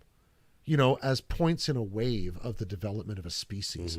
And to me, that's kind of exciting. Yeah. We've concentrated for a long time in our sort of culturally dominant, sort of the things that communicate the most airwaves and that sort of thing. But individuality and the pursuit of what makes me happy, rather than what actually is for the good of the many rather than the few or the one. And I think that element is something we're beginning to realize even without having met the Vulcans yet. Maybe by having imagined the Vulcans, it makes it easier. And that's one of the things that I love about Star Trek in that respect, is that, we project these total fictions forward, just like Benny Russell does from his room in Manhattan or wherever that was. And I don't know what city it was. It feels like New York, but anyway, we project those things outward. Yeah, because Willie Mays. Exactly. And they come back to us in some form, maybe, that we can realize. And to me, that's hopeful as well. That's the new possibility born in every instant that Arendt talks about as the human as a beginning in Augustinian terms, Well, and that's the thing that a lot of these more negative predictions of the future, more dystopian views don't take into account, is the power of the human brain. If anything can potentially give out in the world more than it takes in, it's the human brain. Oh, what a lovely point. For example, Einstein, his brain probably contributed more to this planet than the energy he took in. we can afford him a few potatoes and broccoli and whatever. I think we can manage that. Yeah, I see your point. And what the Star Trek future makes possible is with the reduction of human labor, is it frees up more brains. Yeah. So that's the best result we can get with little put in. But, in a certain sense, part of the value of living in that future is, and let's be honest, you get to go on spaceships. Yeah. And to me, literally, if somebody told me today that in a sort of non-billionaires, because they're taking the excess value from everybody else and making their, phallic projections from the planet sort of way, but that you could get on a spaceship and do useful, good work out there, I would be on that spaceship before you finished your sentence. Oh, sure. Because I have a literally inordinate love of spaceships. I want to be out there. And that, for me, would literally almost be payment enough to know that I want to go on a 5-year wake up mission on a and come spaceship. back to my farm. Right? And see, that's the idea of this post-scarcity future, that we can do this, right? You can sit there and you can talk about your grapes and say, I'm going to come back to that, and I'm going to grow, and I'm going to see the vintage I laid down when I left. I'm going to take some of it with me. Right? Spread my vintage throughout the galaxy. You might even bring a bar of latinum or two home. You Well, never let me even tell you, know. Dave, I've been to the Put on your School of mantelpiece. Business for a couple of semesters. That's true. See, these things are the hopeful, beautiful future.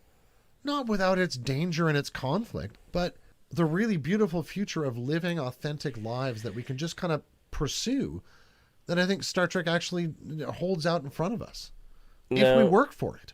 But as far as negative externalities go, Dave, here's something I'm going to pose to you. You know the TNG episode Force of Nature, Sure.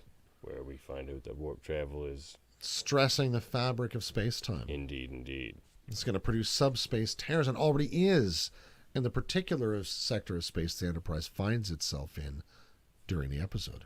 So this is a similar situation to the prisoner's dilemma. I'm not sure if you're familiar Sure. with that. Yeah. Where, you can rat out your buddy, you can stand pat, or you can, Yeah, different outcomes with each one.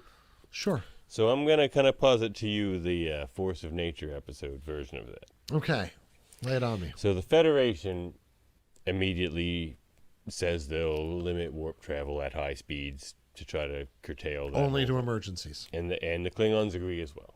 Right. And they say, and Picard says, we only hope that the Romulans and others will do the same. Mm-hmm. Now, in the spirit of the prisoner's dilemma, what should the Romulans, or Not so much what should the Romulans, I guess. What do you think the Romulans will do, and what should the Federation do? Because if the Federation curtails warp travel at high speeds and the Romulans don't, the environment for quote unquote is screwed anyway. Right. So they've just limited themselves as opposed to their enemy, the Romulans, with nothing to show for it at the end. Sure. You know, that Sure. sort of thing. But if you choose to do it, you're also the person that's embracing the new reality, and you're ahead of them in that way. Like, there's a lot of different ways. I think so. Yeah.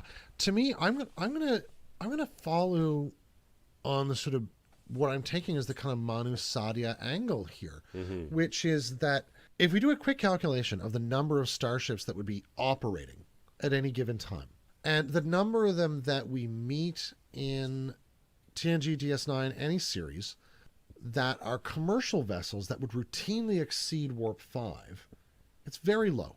Sure. So, in the main, the economic knockoffs of this are It's going more to of be a military right. issue. It's going to be relatively small. So, to me, the Federation's best response is to say we will undertake this along with our allies, the Klingons. That'll also involve a redeployment of certain elements of our sector fleets going along the Romulan neutral zone, both on the Klingon and Federation side, to sit a few more of our ships out there more often. We're going to send their courses out closer to the neutral zone more frequently, so that if there is an incident with the Romulans, we'll have a higher density of ships to respond more quickly from a shorter distance at high warp. That would be my response. What do you think the Romulans are going to do? Not Do you tell think they you would- anything. True. First. Do you think they curtail their high warp travel or no? I think they would make a similar calculation, and given their history, I think the economic advantage for everybody is ultimately determined by the Federation's behavior. And as Yeah. long as they reinforce that border, there's no functional reason for the Romulans, unless they're planning a particular immediate offensive, to do any differently. Because they'll also end still up realizing their fuel environment savings. being destroyed. Exactly. Yeah. And they'll also end up realizing fuel savings and that sort of thing. I can see them, But they'll doing say a they're not bunch of- doing it, but they're doing it. and I can see them doing a bunch of espionage to get a hold of that research, Yeah. in order to assure themselves that this isn't a Federation ploy. There, they might spend any number of resources in the short term to acquire that, and use any amount of high warp they wanted. But yeah, I can see them maybe doing that in the long term. And, you know, there's been people who've rejected these more negative projections of the future. Sure. And like Eleanor Ostrom, who wrote Governing the Commons. And Mm-hmm. and as we were talking about, she rejects these projections as just too simplistic. You can't take into the account the human brain. You can't take into account pulling ammonium from the... Sure. There's just no way to account for these things, or else you'd invent them. you It's know? true. And what we tend to invent is what we can imagine in the near term. Sure. Which is Sometimes where we imagine science way fiction out. plays right? plays a huge part. But you know, you Imagining think about the things before they're real. the How many recent times has Star advances. Trek done that? Sure, you think about the recent advances in fusion power that have been talked about in the last just week or two. That some of the laser-initiated fusion may be on the point of being energy recoverable, right? Energy positive. That's pretty exciting, and that again is one of those game-changing questions. You know, if we have the ability to produce some measurable fraction of the sun's total output toward the Earth at a given moment, then the question about scarcity of electricity resources drops immensely. And we can start imagining what to do by solving things with electric power, from heat requirements to all sorts of stuff that Communication. right communication to pulling other things than ammonia out of the atmosphere, all sorts of stuff powered by relatively cleanly generated electricity. You know, that could be a game changer for us right there, which we're beginning to imagine in the effects of now.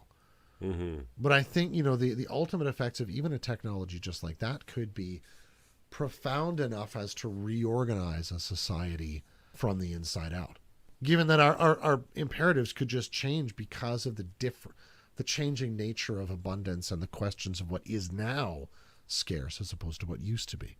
Or what will be. Exactly.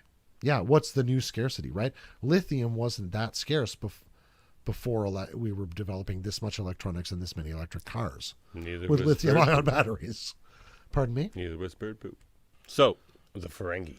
Oh, The Ferengi means foreigner in Farsi. really? Yeah. And Very apparently it was interesting. based on like Western merchants. Huh.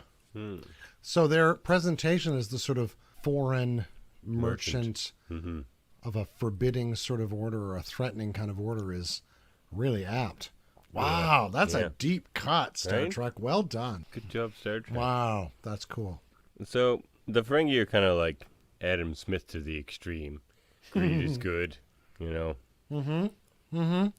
That if you just embody pure greed and economics, it'll benefit everybody. What I can see in a certain sense in their speech about the great material continuum, that there's a kind of flow and ebb and tide. There's a kind of understanding that would be like Adam Smith's invisible hand in there as well. You see, there are millions upon millions of worlds in the universe, each one filled with too much of one thing and not enough of another. And the great continuum flows through them all like a mighty river, from have to want and back again. And if we navigate the continuum with skill and grace, our ship will be filled with everything our hearts desire. Now, it's likely, and it's at least questioned in Trekonomics, that the whole gold press latinum thing is likely just a Ferengi ploy to keep like galactic markets alive. How so? Because like, why would it have any value for anybody?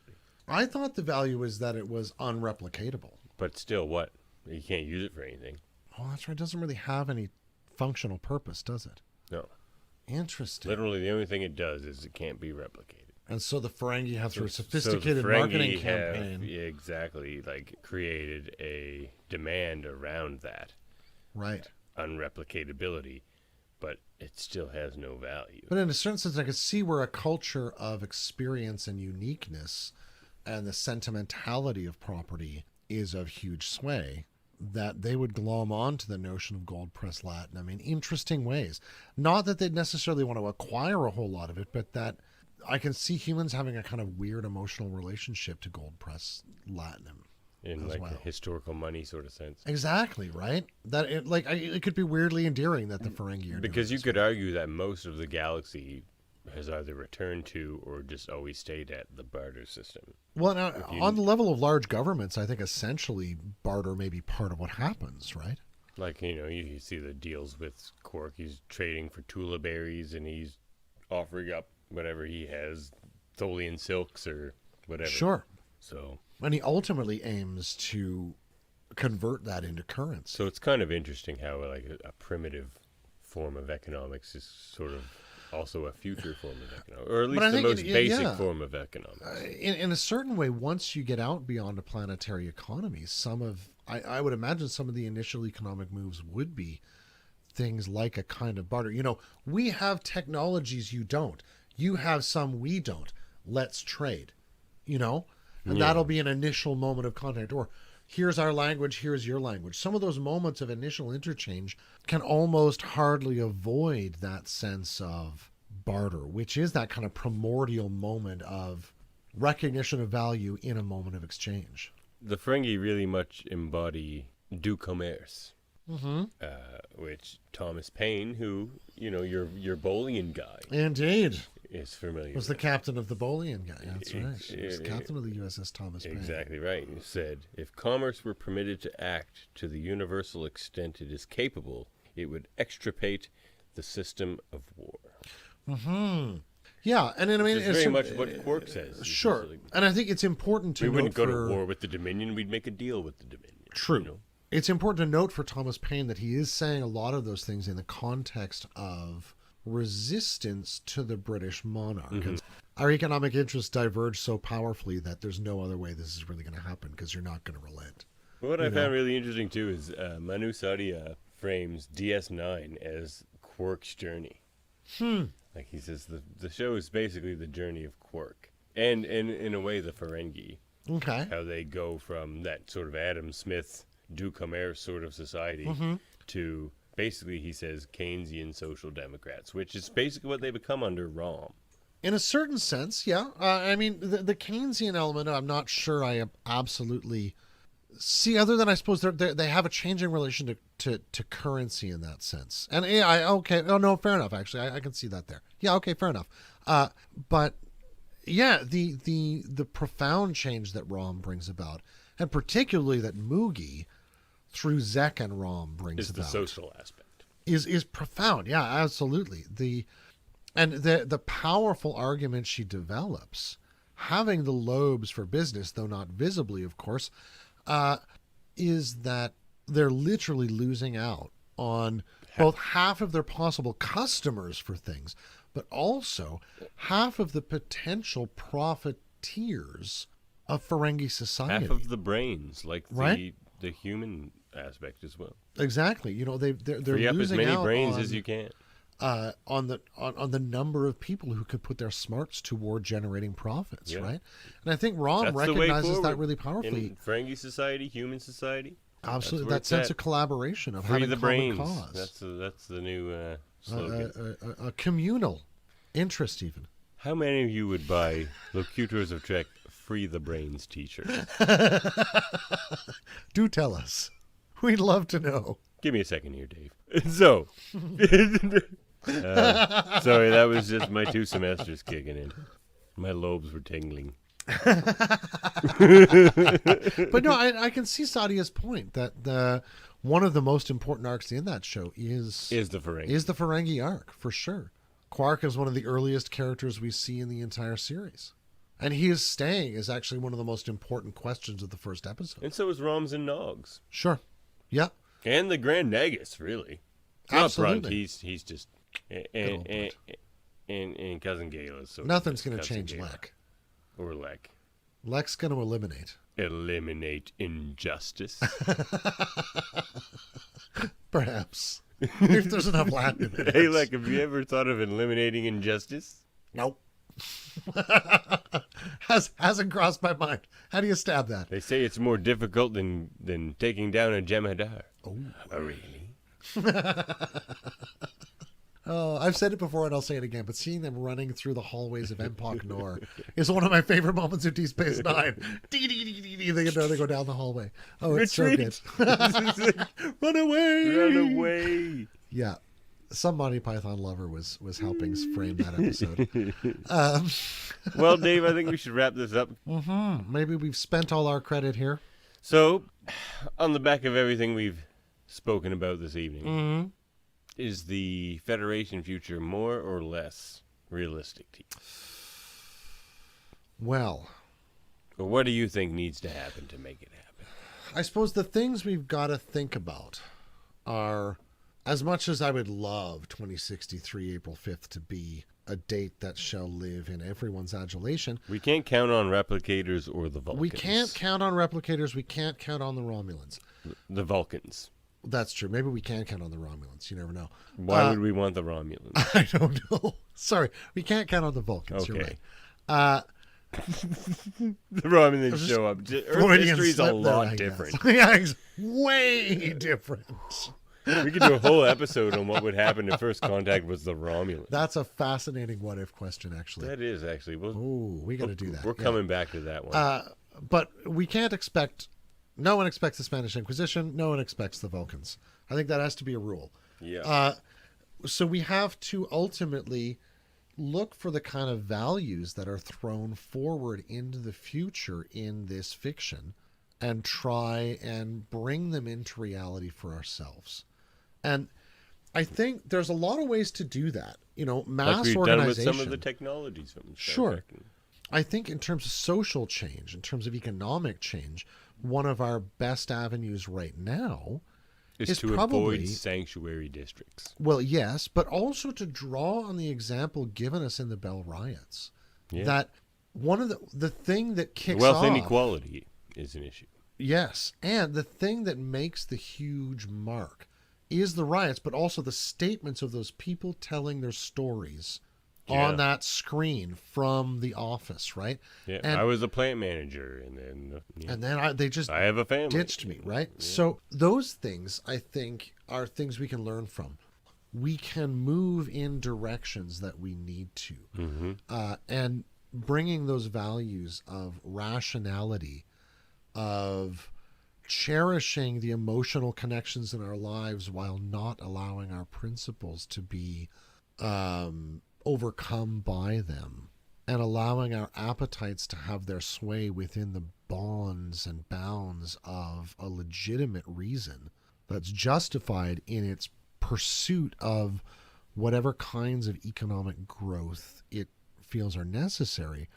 I think it is possible. The big question to me is, can we get under control the excess production of desire which currently governs our economies? See, that means that we can't stop doing the things we're doing, you know?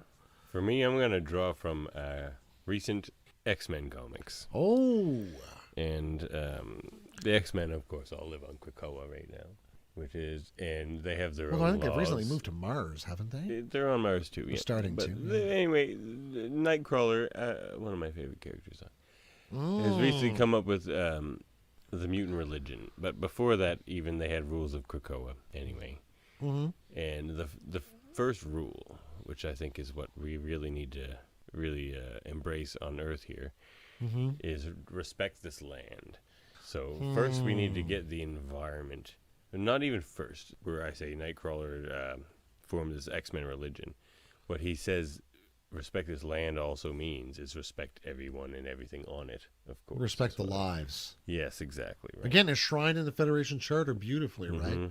So I think we get the environment and our relationships with each other, figured out, and the rest is kind of easy. I think is what this book really shows us, is that like the economic parts aren't the hard part, and we don't necessarily need the replicators. I mean, some sort of automation. Technology needs to advance, but it's not going to stop. Technology doesn't just like slow down. It shows no evidence of doing so. So like that part's not a problem. Like the inventions we need, the guano example, that would have seemed way crazier than the stuff we need to actually achieve this, I see what you mean. So, I'm pretty optimistic. We gotta get the environment under control. We need to see this century out. Don't make somehow. me tie myself to any trees or anything. Let's get her under control, and let's each other as well. Yeah.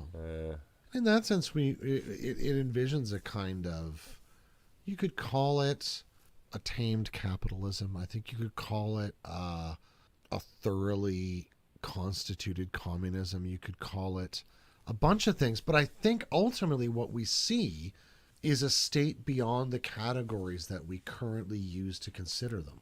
One that has learned lessons on a planet that it's now applying. And that planet could be Vulcan or Earth or wherever, but that are now being applied through the discovery of common cause of sort of existence and life to the foundation of a society at large that actually is purposely founded to provide abundantly for the flourishing and beneficence and well-being of all its citizens. And even the non-citizens that happen to be there, So I think, and maybe you knew this when you tuned in, that we ultimately have an optimistic view. Not that it's not going to take hard work, not that it's not going to take solidarity and change. Really changing the way that we do things, particularly around things like property and the accumulation thereof. But we can get there. We just have to say engage. End transmission.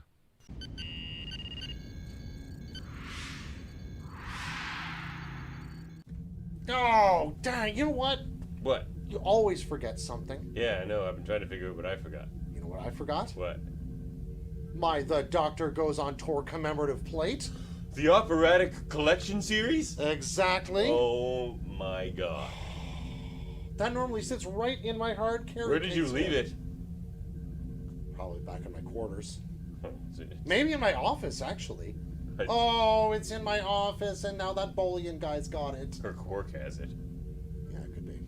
He did like that plate. Oh, that Bolian guy. The time I tried to have a session with him. Woo!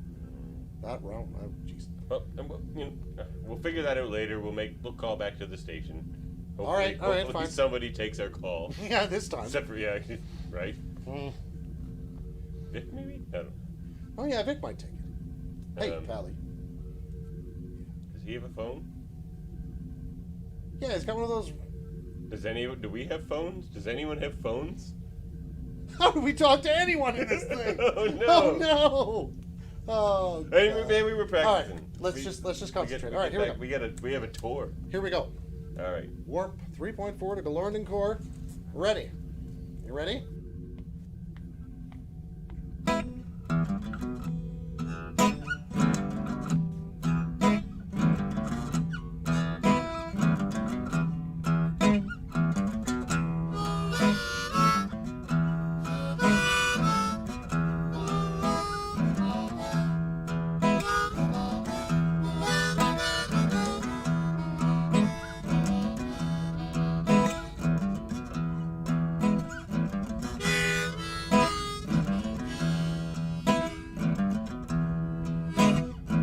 Down, down, down, down, Sandrine.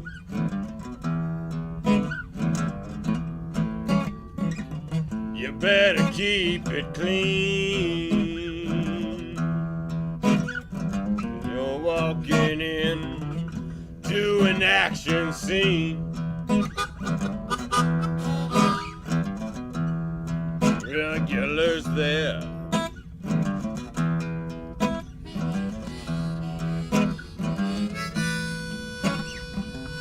They don't go downtown, but they all know how to kick a hog on around. If you like bad apples, love a wormhole, get yourself down, get home away from home. Sandrine, you better treat her like a queen.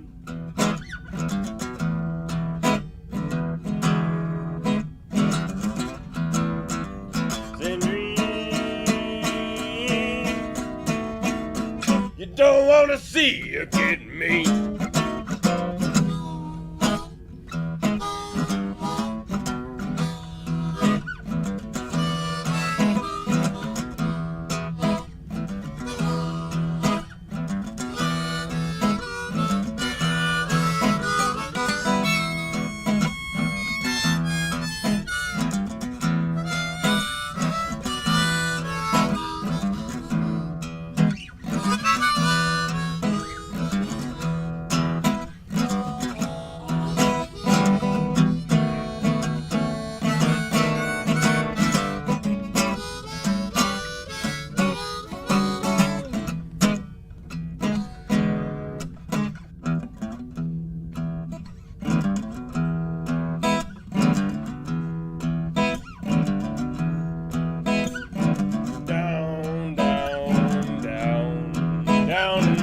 Say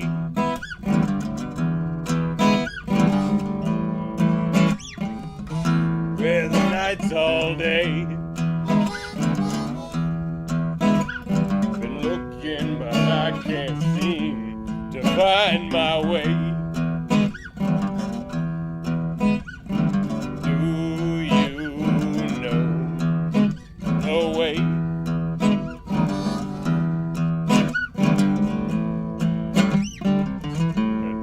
Place I seek,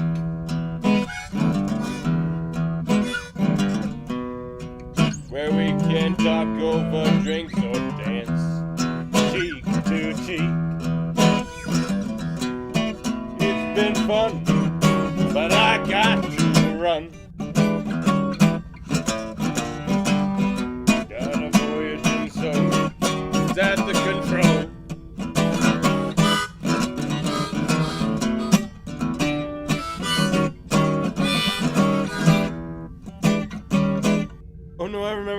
forgot. What was that? My Horgon! This is a no Jamaharon zone.